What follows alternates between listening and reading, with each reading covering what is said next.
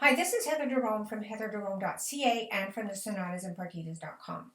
This is a video about the Adagio in G minor, BWV 1001. And now, as part of the reissuing of this sonata as a separate volume, we're also going to be sharing some new videos about the movements in the sonata. So this one's about the first movement, the Adagio.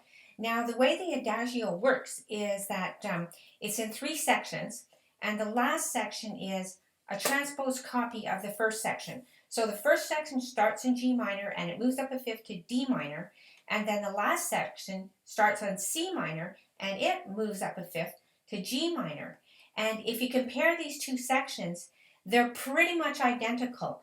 The last section, since it's the last section, is a little bit more elaborated sometimes, but a lot of times it's just an exact copy repeat. But there are places, like for example at the cadences, when Bach is approaching a final cadence, he's got things that he's doing to make it more final and more intense than when he's approaching an internal cadence. The other thing is, though, that there are places, there's only two, but that look like just randomly different. And it's always really interesting when you see Bach doing something that just seems not what you'd expect, and maybe that doesn't actually fit in with a pre-established pattern, to wonder, why did he do that? And it's easy to just think, oh, he's being artistic, he's being creative. But the fact is that when you see these things, if you actually try to do it like you go ahead and follow the pattern, you'll run into a problem. Like almost invariably, you'll run into a problem. And it's kind of like looking at his creative process like from the underneath and seeing what problems he ran into, and then you can see how he made his way around those problems. And a lot of times when Bach runs into a problem, he doesn't just kind of like wiggle his way out. He actually finds something like extra creative to sort of go around it. It's almost like for him a problem is an opportunity. So anyway, I'd like to look at this piece in that regard. And so what I've done for this video is I've taken the matching sections and just placed the bars one on top of another so that you can actually really compare it. So I've got bar number 1 and bar number 14 are shown together, and we'll look at the bass line, we'll look at the figuration, and see what Bach has done. So here we have measure 1 and 14, and you can see that at measure 14 the bass is down a fifth or up a fourth from measure 1. Now if you look at that C in measure 14, on paper it doesn't look like a bass note. But anybody who's played this, I mean, they've never questioned that, oh, there's no bass note there. Our ear just accepts that C as a bass note. And if someone was going to arrange it, they would put a full and complete C minor chord there with a C in the bass. And if you look throughout the sonatas and partitas, you'll see that Bach uses that trick kind of throughout. It's a good way for him to give us a bass note without having to use a full chord. Now looking at beat 2, if we take those chord tones and stack them up, we can see that they have the same intervallic structure. And comparing the alto, in measure 1 the G goes down to F sharp, in measure 14th the C goes down to B natural. And at beat 4 it's transposed exactly. So let's have a listen to these two measures back to back, because really the reason we're making these videos is to help people as players and as listeners.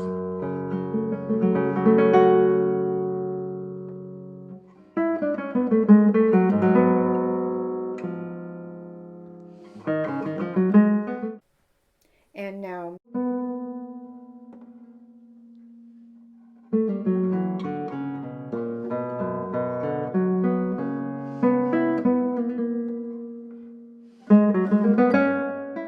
comparing measure 2 and 15, again you can see that the basses are exactly transposed. And if you look at the melody, in measure 2, there's a slight difference from measure 15th. In measure 2, we do have the leading tone, F sharp to G. Like in G minor, that's T, Do. And in C minor, we have F natural going down to E, and that's Fa, Mi. So it's interesting that when Bach is actually establishing the key of G minor, he ends it in the soprano, typically, with that leading tone going up. But in measure 15, we've just arrived at C minor and we're leaving C minor, we're heading back to G minor. So Bach also uses a type of leading tone, but this time it's the descending semitone, Fa, Mi. Now looking at the second beats of these measures, they are also basically the same. In the first half of the beat, measure 2 has a decorated C and measure 15 has a decorated F. And in the second half of the beat, there's that drop of the fourth, either going from D down to A or in measure 15 from G down to D. And beat 4 is identically transposed. So let's have a listen.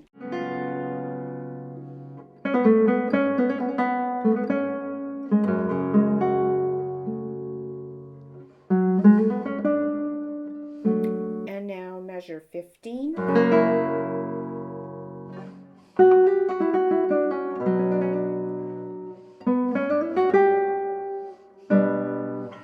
Now comparing measure 16 to measure 3, again we can see that the bass is exactly transposed, as is the first beat. Now at the end of the second beat and the beginning of the third beat, in measure 16, Bach has a G chord, and so he's got four violin strings to work with, whereas in measure 3, he's got 3 strings to work with.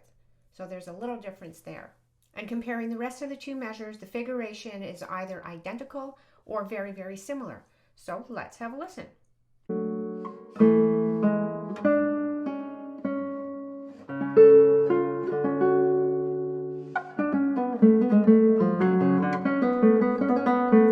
And measure 16.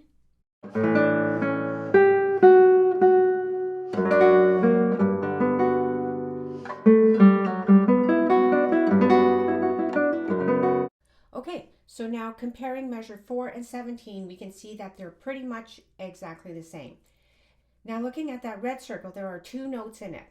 And that's because here is one of those places where it doesn't actually match. Measure 4 is different than measure 17. That F sharp is a note that Frank Kuntz and I added to make the bass line in measure 4 match with 17. So we ask ourselves, why didn't Bach add that F sharp himself? Well, the answer here is simple, and that's because that F sharp is actually a semitone lower than the violin's lowest note. The lowest note on the violin is that G, that's right next to the F sharp. Now again, having a little look at the places where it's slightly different, we again have a situation here where at the beginning of the bar, Bach has a D in the bass, so now he's restricted to having 3 notes in that chord because the open D string is the violin's 3rd string. The G string is the 4th string, so when he can use 4 strings, he does, and he just moves the melodic interest into the alto voice and adds a simple soprano line. Now looking at the third beat, the melodic outline is the same, however it's transposed a third rather than a 4th. So let's have a listen.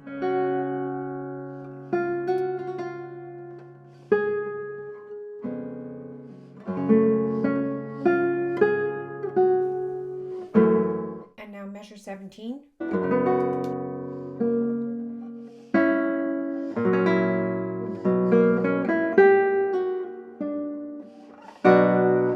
Now comparing measure 18 to measure 5, again the bass line is transposed. The melodic material in the first 2 beats is very much elaborated in measure 18. And then the chord at beat 3 has the same intervallic structure as it does at beat 3 in measure 5. It's just arpeggiated instead of played harmonically. And beat 4 is an exact transposition. So let's have a listen to these 2 measures.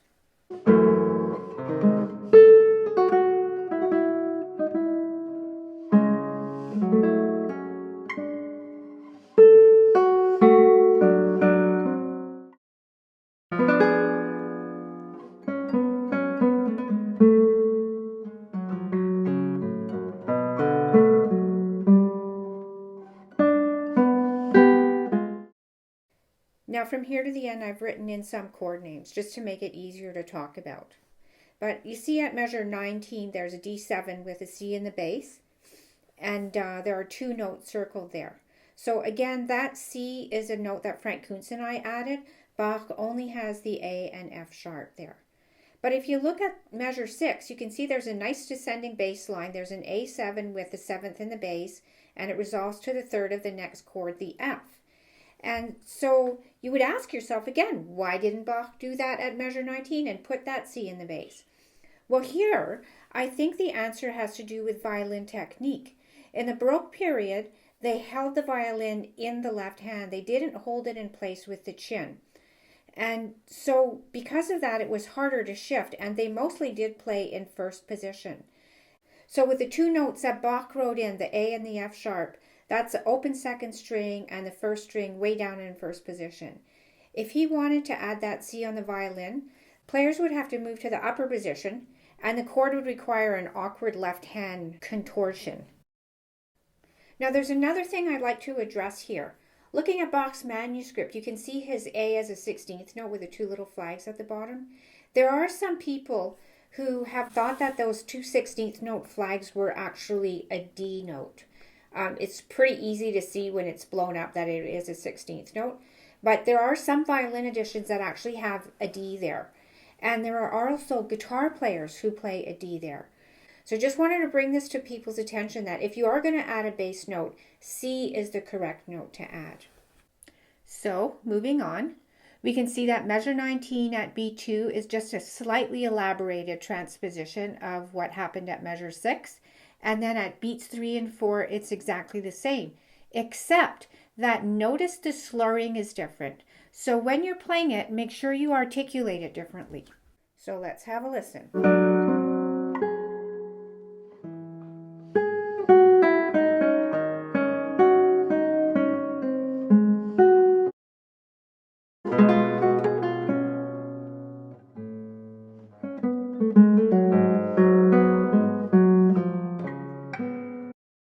Okay, so now we're nearing to the end, and Bach is going to vary it a little bit.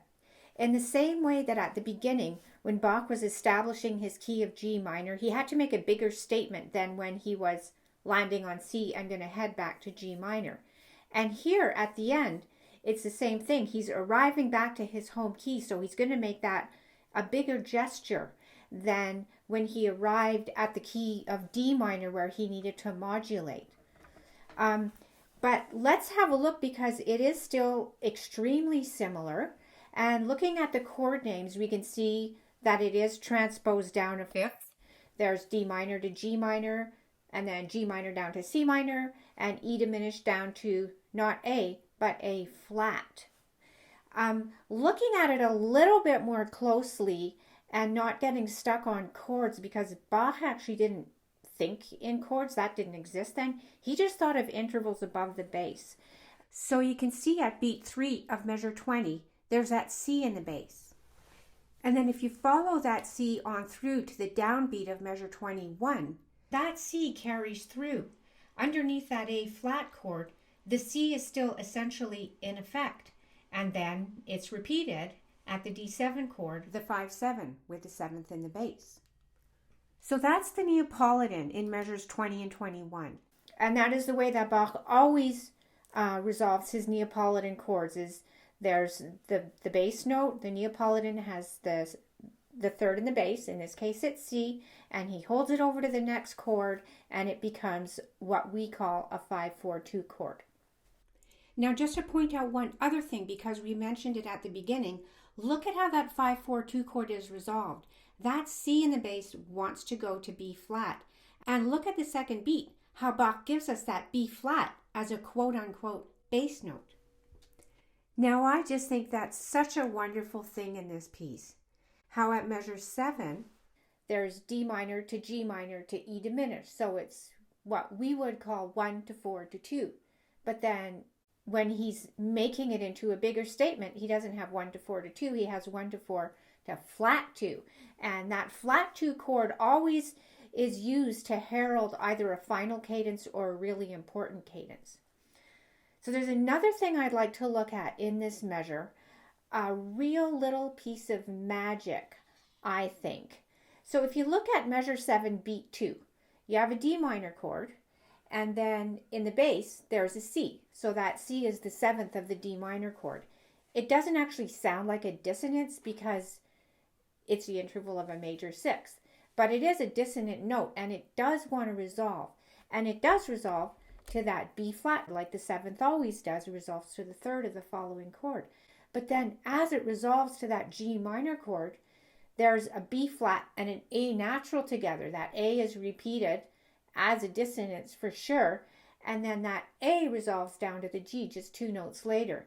So you have this sort of double crunch, and that is what Bach uses at measure 7 to sort of herald, like, okay, we're getting close to something, like he's making it more intense, and then he's got his diminished chord, and then he's going to end up cadencing on his D minor. And at measure 20, what he's got is the Neapolitan chord to make it more intense, or make it more directed, I should say. So let's have a listen.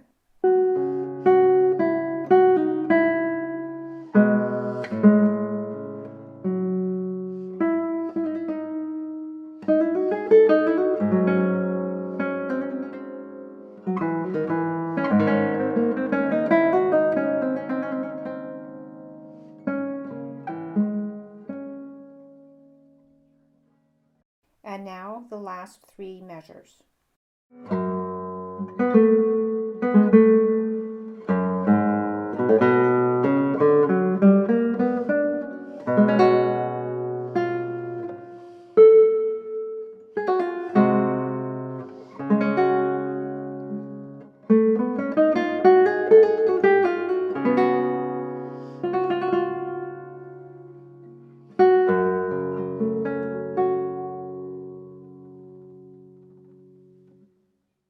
All right, so there's one final thing that we need to touch on, and that is that endless discussion about measure 3, wondering if Bach's E natural is meant as E natural, or if it was a mistake and is meant as E flat. I'm convinced it was E flat for two reasons. One of them is that if you look at the analogous part in measure 16, Bach has A flat, not A natural. The other one is that this is the beginning of not only the Adagio, but actually the whole sonata. And in these opening four phrases, Bach is establishing the key of G minor. And he wouldn't be like taking pot shots at G Dorian while he's establishing the key of G minor. So I hope you found this helpful. As always, you can let us know what you think at sonatasandpartitas.com or by commenting below. If you want to find out when new videos are uploaded, you can subscribe to the channel and turn on your notifications.